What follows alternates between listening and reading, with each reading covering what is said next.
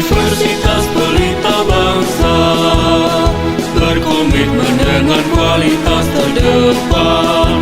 Universitas Pelita Bangsa membangun pendidikan yang bermutu. Universitas Pelita Bangsa memberikan pelayanan yang terbaik, megah dan terpercaya untuk membentuk karakter juara. Terus maju dan terus berprestasi. Universitas Pelita Bangsa tetap semangat dan terus berjuang, bersatu membangun Indonesia.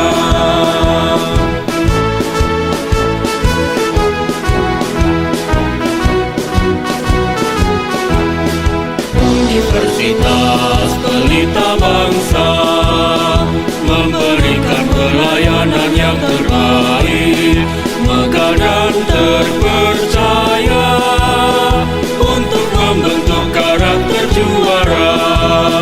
Terus maju dan terus berprestasi.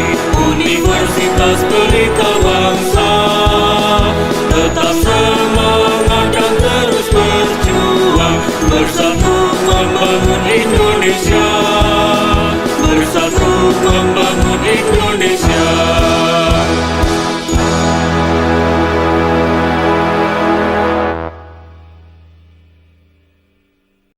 Assalamualaikum warahmatullahi wabarakatuh. Saya Elwadi Sugarai, mahasiswa Universitas Pelita Bangsa, Fakultas Ekonomi dan Bisnis, Prodi Manajemen dari kampus Bekasi. Nah, di sini saya akan memberikan tanggapan dari studi kasus yang telah diberikan oleh dosen saya,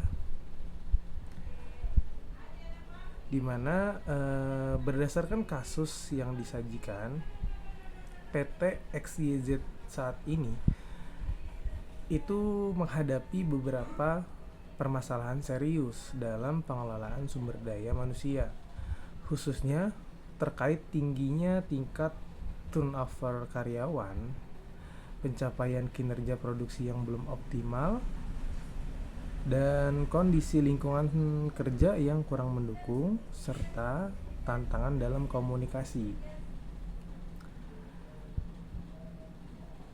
Yang dimana tantangan dalam komunikasi ini juga melingkup tantangan komunikasi internal dan budaya organisasinya. Lalu permasalahan-permasalahan ini saling berkaitan dan memerlukan penanganan yang terintegrasi. Yang pertama yaitu tingkat turnover karyawan. Nah, di sini data menunjukkan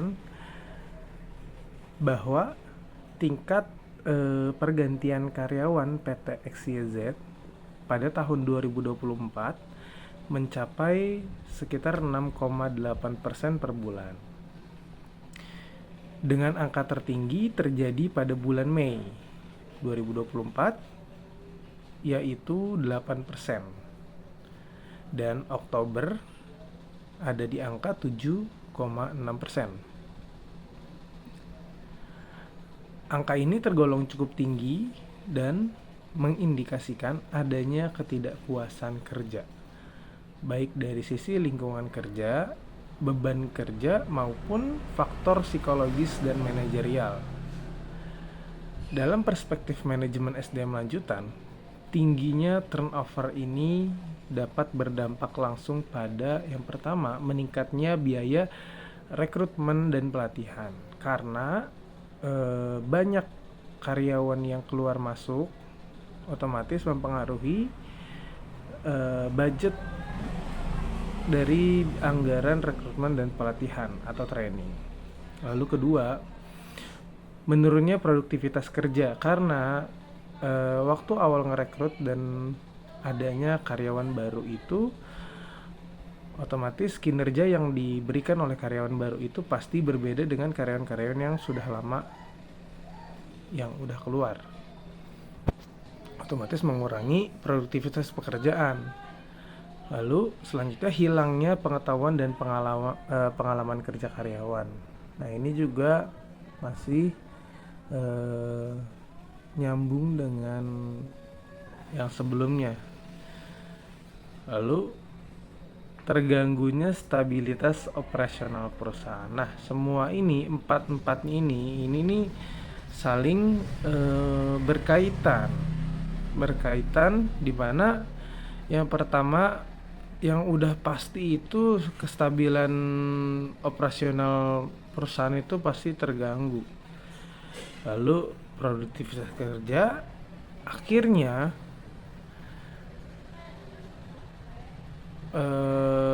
mengeluarkan biaya rekrutmen yang banyak karena perusahaan harus mengeluarkan budget lebih untuk melakukan proses rekrutmen dan training gitu. Nah, oleh karena itu perusahaan perlu melakukan analisis penyebab turnover secara mendalam melalui ada yang dinamai itu dengan exit interview, survei kepuasan karyawan, dan evaluasi kebijakan SDM yang berlaku. Lalu yang kedua itu ada kinerja produksi dan evaluasi KPI. PT XYZ menetapkan target produksi sebesar 450 unit per hari. Namun realisasi produksi hanya berada pada kisaran 420 sampai 440 unit per hari. Nah, hal ini itu menunjukkan adanya gap antara target dan capaian kinerja. Jika kita lihat nih dari pendekatan manajemen kinerja, kondisi ini itu tidak dapat semata-mata disimpulkan sebagai kesalahan karyawan. Perusahaan perlu mengevaluasi kembali apakah target yang ditetapkan sudah realistis, lalu apakah fasilitas dan lingkungan kerja mendukung mencapai target, lalu apakah sistem KPI sudah mempertimbangkan faktor manusia dan kondisi kerja. Karena ketiga aspek ini itu sangat penting guna mengetahui kinerja dan apa nih penyebabnya gitu. Kinerja yang tidak optimal itu seringkali berkaitan dengan lingkungan kerja fisik dan non fisik yang kurang mendukung nantinya produksi, dan mungkin manajemennya itu kurang bagus gitu kan. Sebagaimana yang kita lihat dalam kasus PT XYZ ini. Lalu yang ketiga, lingkungan kerja dan kesehatan kerja. Nah, kasus menunjukkan bahwa masih terdapat banyak kekurangan dalam aspek keselamatan, kesehatan, dan kenyamanan kerja. Seperti yang satu nih, pencahayaan yang tidak memadai. Lalu yang kedua, suhu ruangan yang panas dan sirkulasi udara yang buruk. Yang ketiga, minimnya fasilitas AC dan kipas angin. Itu kan bikin karyawan jadinya nggak nyaman tuh. Udahlah pencahayaannya tidak memadai, suhu ruangan panas karena minimnya fasilitas AC dan kipas tuh. Lalu tingkat kebisingan mesin produksi yang tinggi tanpa alat pelindung telinga. Nah, ini dampaknya itu memberikan ketidaknyamanan bagi para pekerja. Lalu penataan fasilitas dan ruang istirahat yang belum optimal. Jadi kalau kita lihat di beberapa aspek ini, PT XYZ ini memang masih belum tertata rapi manajemennya. Sistemnya masih berantakan. Jadi yang perlu dievaluasi itu sistem dari PT XYZ ini. Mulai dari pencahayaan, terus suhu ruangan, untuk K3-nya, untuk penataan fasilitas dan ruang istirahat yang belum optimalnya gitu kan. Lalu dalam konsep ergonomi dan K3, kondisi ini sangat berpotensi satu, menurunkan konsentrasi dan produktivitas kerja. Kenapa menurunkan konsentrasi? Ya pasti orang kerja tingkat kebisingan mesin yang sangat tinggi lalu tanpa pelindung telinga.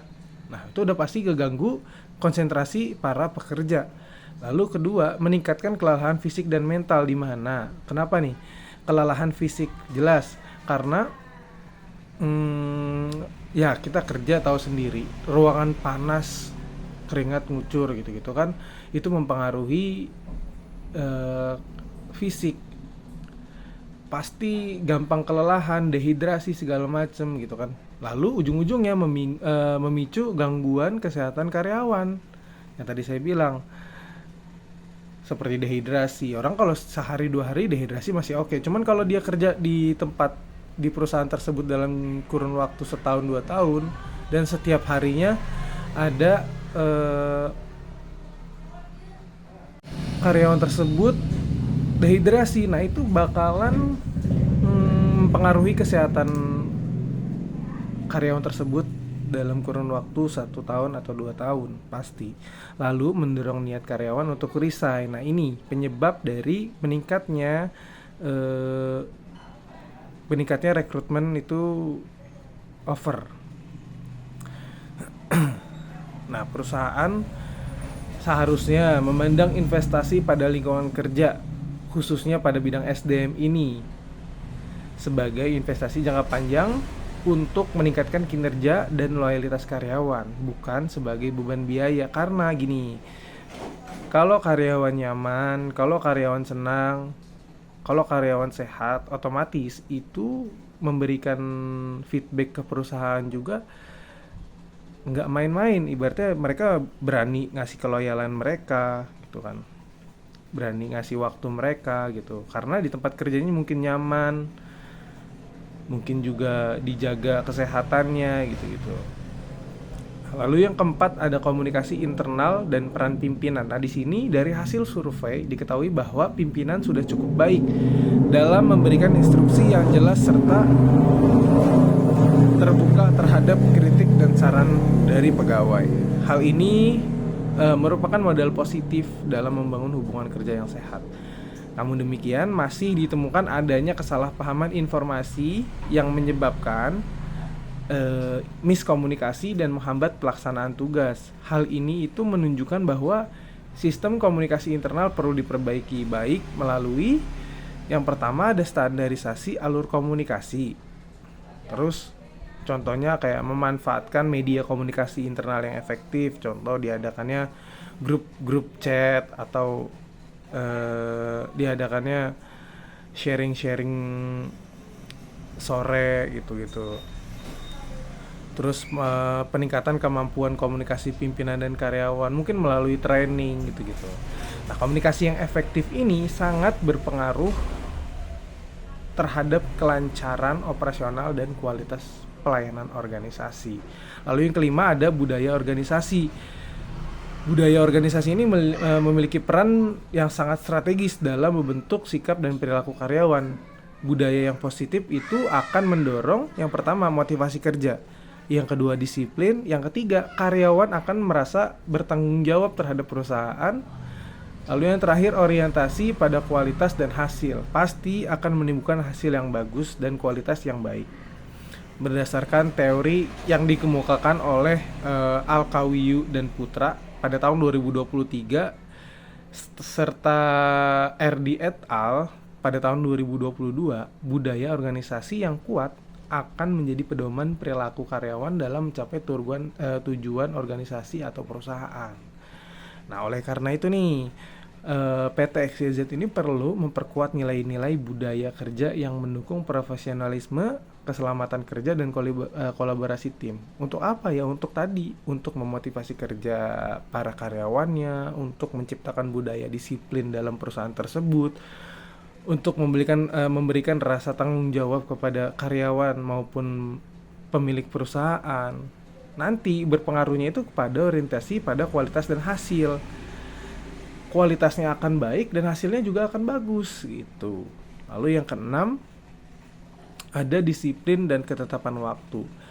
Data menunjukkan bahwa 85,71% karyawan memiliki tingkat kehadiran dan ketetapan waktu yang baik. Nah, di sini kan bisa kita lihat bahwa karyawan itu sebenarnya sudah disiplin dan sudah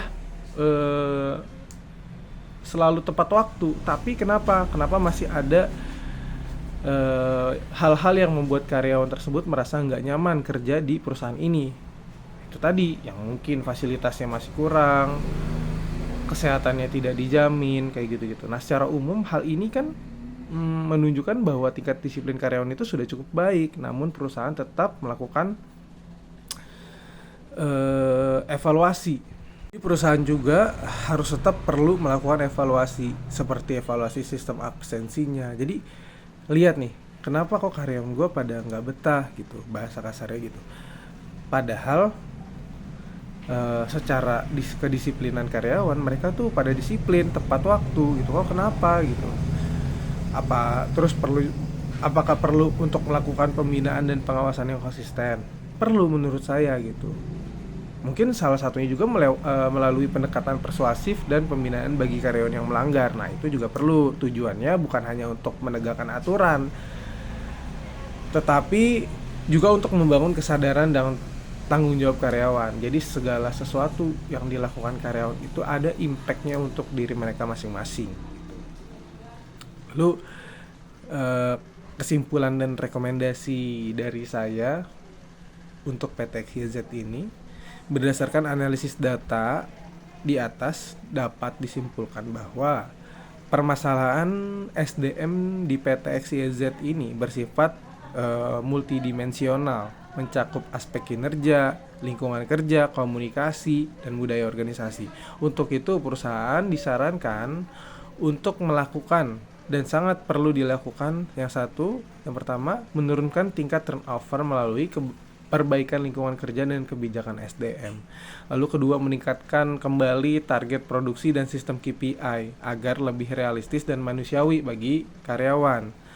Lalu yang ketiga, meningkatkan standar K3 dan ergonomi kerja. Contohnya, pemakai alat pelindung telinga untuk karyawan yang bekerja di tempat tingginya suara-suara alat mesin gitu kan. Lalu yang keempat, memperkuat sistem komunikasi internal. Contohnya tadi dibuat grup-grup untuk sharing, untuk berbagi keluh kesah gitu. Lalu yang kelima, membangunkan budaya organisasi yang positif dan berkelanjutan. Contohnya tadi membangun organisasi itu dibuat karyawan tersebut itu dibikin gimana caranya mereka itu merasa bertanggung jawab gitu. Lalu kalau udah melakukan itu, berlanjutnya ke pembinaan disiplin kerja secara konsisten dan adil. Kalau misalkan karyawan melakukan kesalahan, berarti harus ada tindak lanjutnya. Kalau misalkan karyawan berprestasi, maka harus ada hal-hal yang membuat karyawan tersebut itu merasa termotivasi terus-menerus. Nah, dengan pengelolaan SDM yang lebih strategis dan berorientasi kepada kesejahteraan karyawan, PT XYZ ini diharapkan dapat meningkatkan kinerja organisasi secara keseluruhan dan mencapai tujuan perusahaan secara berkelanjutan. Jadi, kesimpulannya seperti itu. Dari saya mungkin kurang lebihnya seperti itu. Sekian, terima kasih. Wassalamualaikum warahmatullahi wabarakatuh.